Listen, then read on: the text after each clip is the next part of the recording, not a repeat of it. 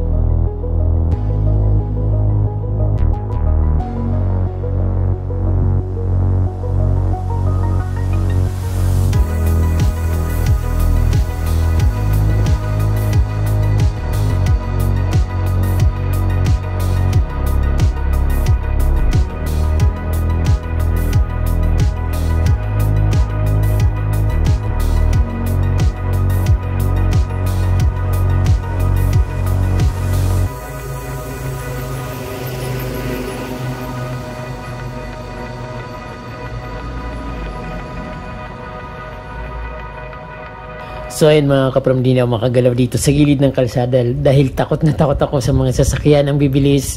Napakaliit ng space para sa lalakaran ko, kaya yun medyo natitigil ako dito sa gilid. So ayun mga kapram, di kitang-kita yung mga magagandang halaman, yung mga astromiras na bulaklak, pula, kulay pink at mayroon din puti. So ayun mga kapram, di at ayan fresh na fresh yung mga bulaklak dito.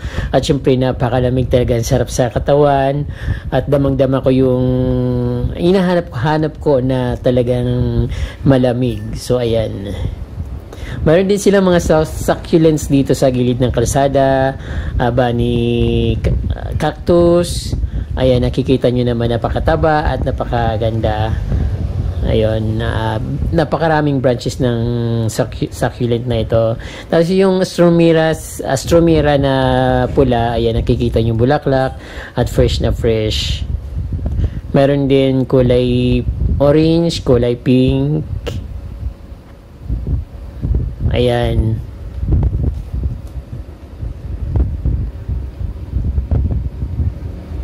So ayan yung mga astromiras dito mga kapromdi, sa gilid ng Halsima Highway sa Buguias sa Benguet.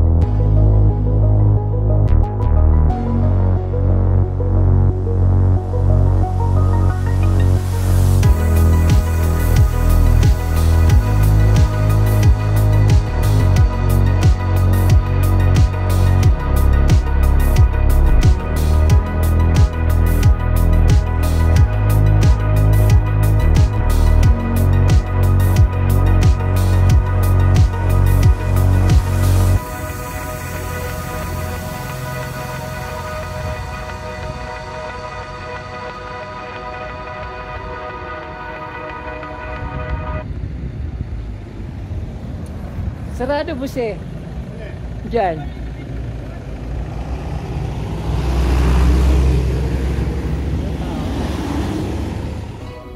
Ito pala kaprom ang tinatawag na leading bloomers dito sa Buguias, Benguet. So tumigil kami dito para mag-coffee sana. Kaya lang sarado pa pala yung kanilang bubuksan na coffee shop. Kaya yan tamang-tama.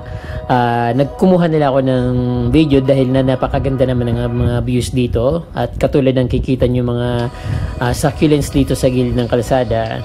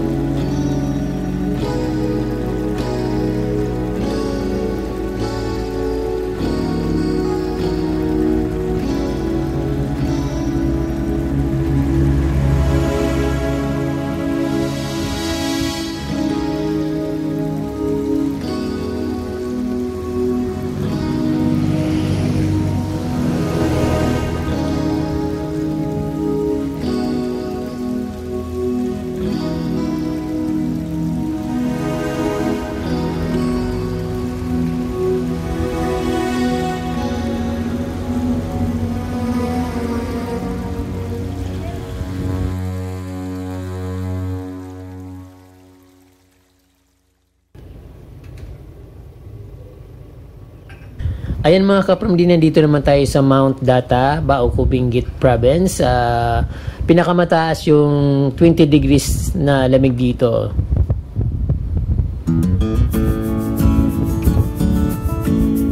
At ito nga, ramdam na ramdam ko rin yung lamig at sumusuot sa katawan. So yun ang hinahanap ko palagi kaprom, kaya gusto kong pumunta dito sa Northern Philippines or Northern Luzon, Philippines, dahil napakasarap ng klima dito. So ayan, habang umiikot ako dito sa park ng Mount Data Hotel, ayan, ipapasyal ko naman kayo at syempre nag-i-inhale, in-exhale ako sa napakasarap na klima.